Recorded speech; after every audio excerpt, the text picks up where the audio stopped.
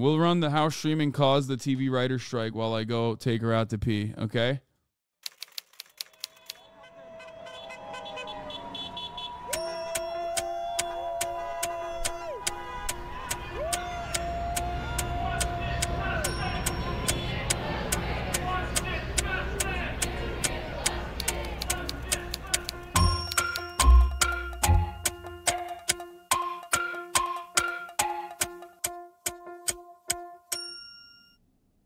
What's gotten us to this place is the rug was pulled out from under writers and to a degree actors in the last 10, 15 years. It's the advent of streaming, the golden age of television. One of the first streaming original shows was House of Cards. Spoiler alert, when they pushed Kate Mara in front of that train, it seemed like groundbreaking television.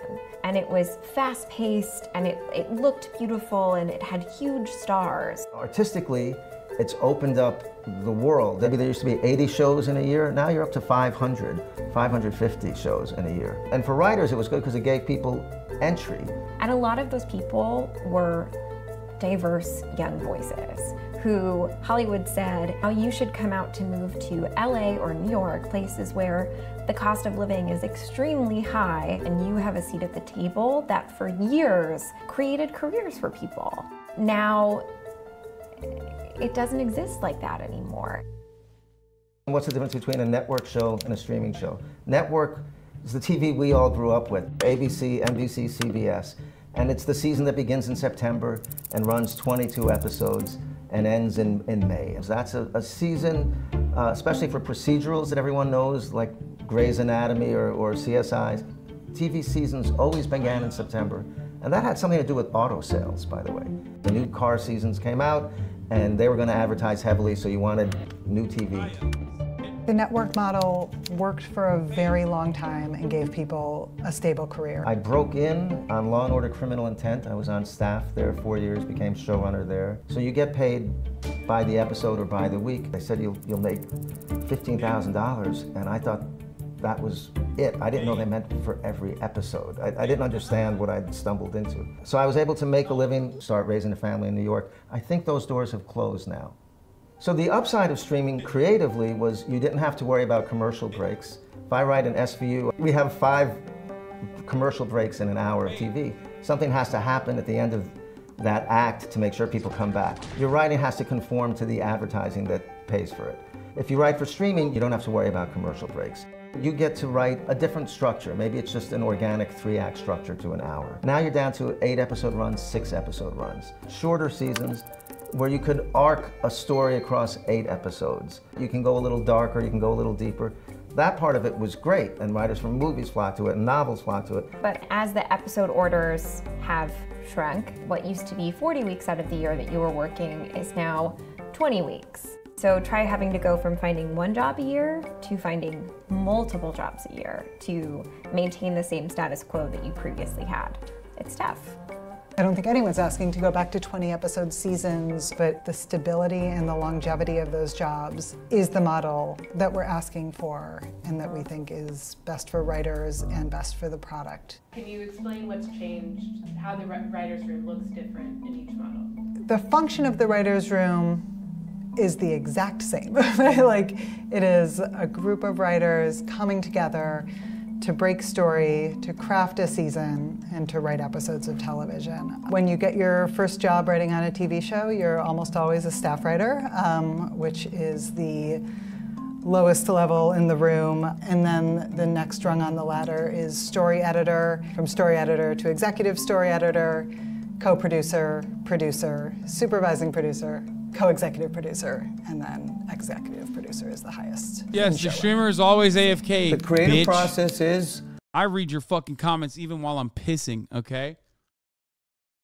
People coming together, having a conversation about, is it a dark comedy, is it 1 hour, is it a half hour? Breaking story and really writing your whole season. The next phase is production, when you bring all of your actors, grab your directors, and you shoot the TV show. And then the final stage is post-production, when you take that thing you shot, you sit with your editor, turn it into what people see on TV.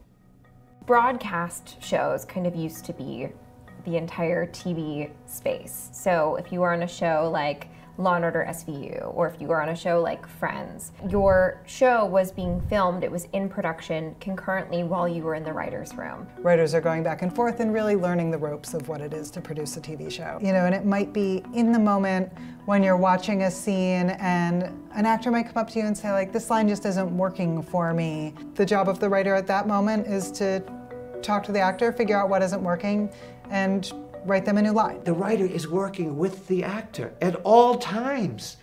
He's conjuring the character, he's meeting the actor that was cast, and should be there when that actor is giving life to those words. Financially, of course it would cost studios to keep writers on and to pay those extra weeks to keep doing their job. It seems like their favorite place to cut the budget is with writers, robbing them of creativity and robbing them of people training up to be the showrunners of future shows. Writers are now being separated from production, employed for fewer weeks. Fewer weeks means less income, and when a show like Game of Thrones costs so much money and takes so much time to make, that's a longer period of time between seasons. And so that means these writers have a longer period of time before they are employed again. Story-wise, there is something nice about having all of your episodes written before you start to produce. It really gives you a nice scope of the season. You know where all your locations are going to be. And if something happens in the last episode of your season that you realize there's a nice way to plant early in the season, you can go and play with that episode. On the other hand, not having your writers continue to be there and do the work that happens in production hurts the production and it hurts the writers. There was this staff writer who was on The Bear, which is a streaming show on Hulu, and he had a story about how after working in this room, even though it was this critical... I started watching The Bear, by the way, unrelated to this, but yeah, we saw Alex O'Keefe's story. Good show. Acclaimed show, and they were winning an award. He went to the award show broke and had to rent a bow tie. What I thought was so interesting about that story was that it wasn't the pay per se that was the issue in that situation, it was the length of the room. So you went from having 40 weeks of guaranteed work to maybe 8 to 10. It is always very difficult to work in our industry. Writers, directors, actors often have long stretches of idle time. Periods where you're either looking for your next job, the next room that you're going to go write in, or the next feature that you're going to pitch. Residual checks are what let you do that. Residuals, which are how actors and writers tide themselves over during lean times, have basically been decimated. When TV first began, there was a big strike in 1960, and that strike resulted in writers getting residuals. The reason my network residual is so healthy is because that was negotiated a long time ago when that was the only other way an episode could be rewatched. If you wrote for Friends or Seinfeld, these shows that are on all the time, every single time it's used, you get a check. The number of runs your show has, the size of the check decreases. The show is generating income for NBC Universal, and so you will see some of that income. Now streaming comes in, and there's a terrible formula based on a percentage of the sale from Again, I cannot begin to explain to you how fair this process is. And even then, there's still plenty of profits to be made for those fucking greedy little CEOs and studio executives, okay? Like, it's your product. You made it. You deserve adequate compensation anytime that product keeps making money.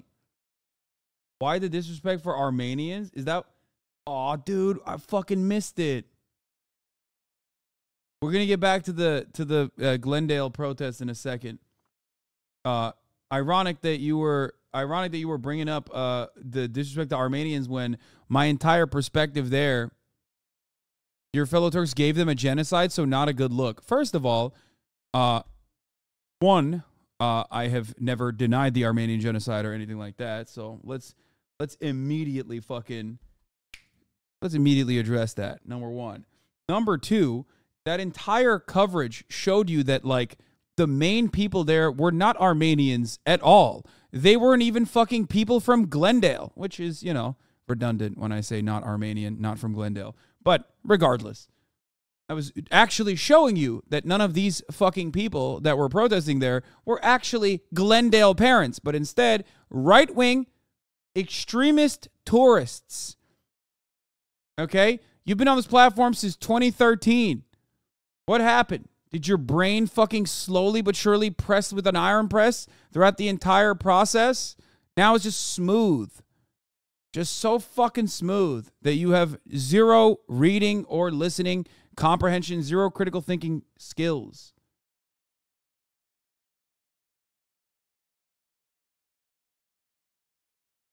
Stop asking me if I take creatine. Yes, I take creatine.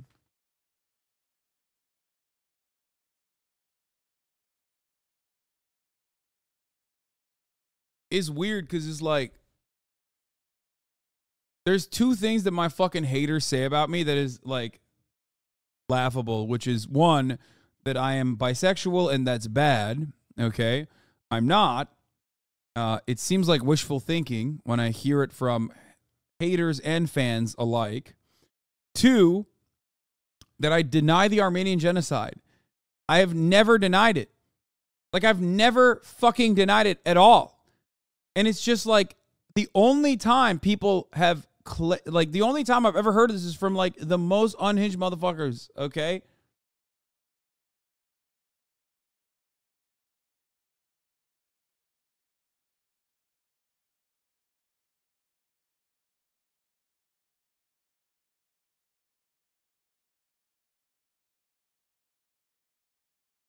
It's so stupid. Like, I mean, here, this is a video from fucking more than 4 years ago, actually, at this point, okay?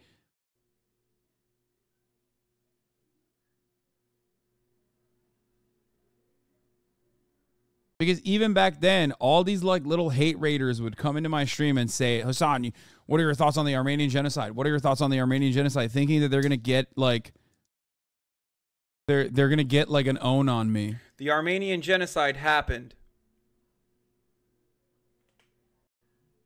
How is the Armenian genocide taught in Turkish schooling? Did you have to research it on your own to learn the extent of it? Yes. And it is not taught as a genocide at all. It is just completely, it's considered, they say it's like forced migration and that it wasn't that bad and it wasn't a genocide. They say that in Turkish schooling, 100%.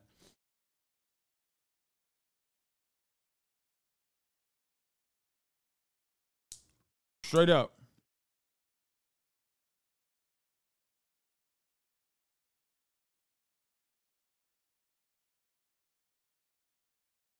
It's similar to,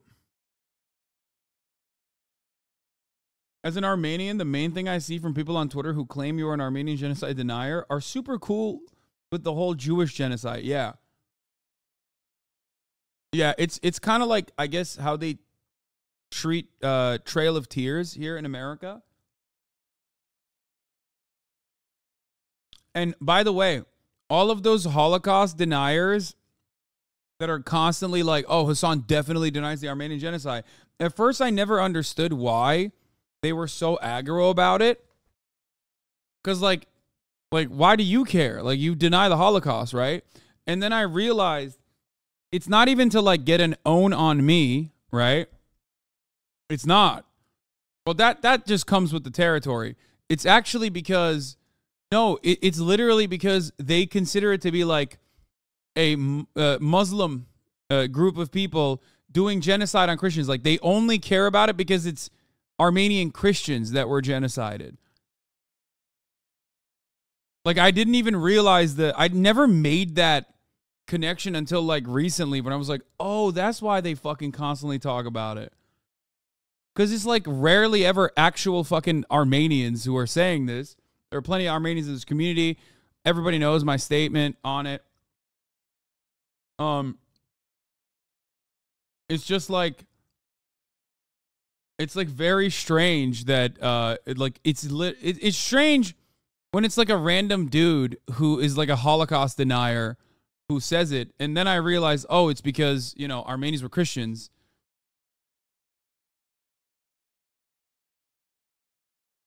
Is it not racist though? Just walk up to a Turkish person and bring them to Armenian genocide? Yeah, I mean, it's stupid as fuck, but whatever. I don't really give a shit because it did happen. So, you know,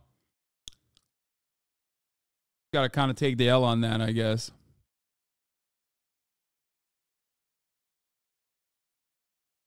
Also, the people that we're talking about are literally fucking groypers, dude. Are you kidding me? You think they give a fuck about coming across like racist? I just told you the only reason why they care about the Armenian genocide is not because they care about Armenian people or genocides in general, but instead because they care about like a genocide being conducted against Christians by Muslims.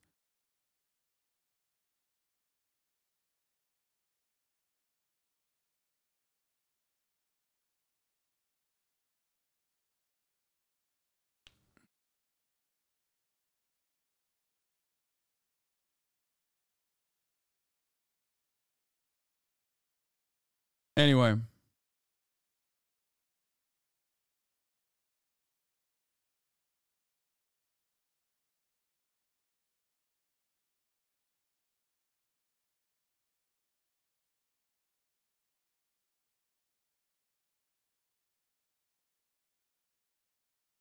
But yeah, as I was covering, let's finish this video and then we'll get back to this. The studio to the streamer. I'll get back to It the sits on Glendale platform protest in a for second. year, and you get one check no matter how many times it's watched. If you write a show for Hulu, you get paid to write it, and you might see $400 for the next 3 years, as opposed to a network rerun, which might be, for an hour show, might be $24,000. I have talked to fellow writers who came up years before, and it was the difference between buying a house or not, between sending your kid to school or not, and for me it just seems like this pipe dream of getting residuals for the work that I've done.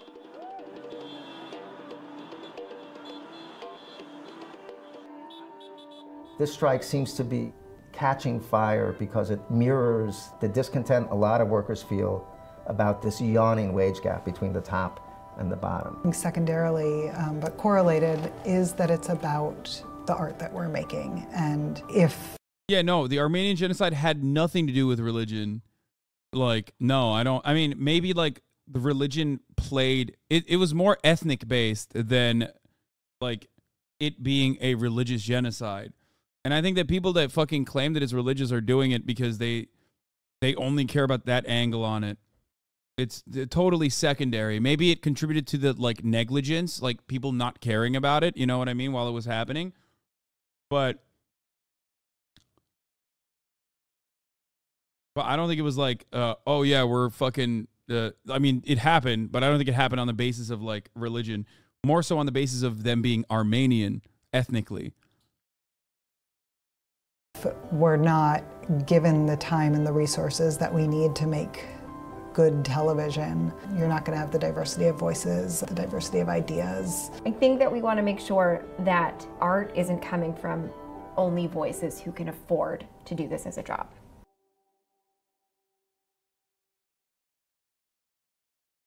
The AMPTP member companies remain united in their desire to reach a deal that is mutually beneficial to writers and the health and longevity of the industry, and to avoid hardship to the thousands of employees who depend upon the industry to their livelihoods.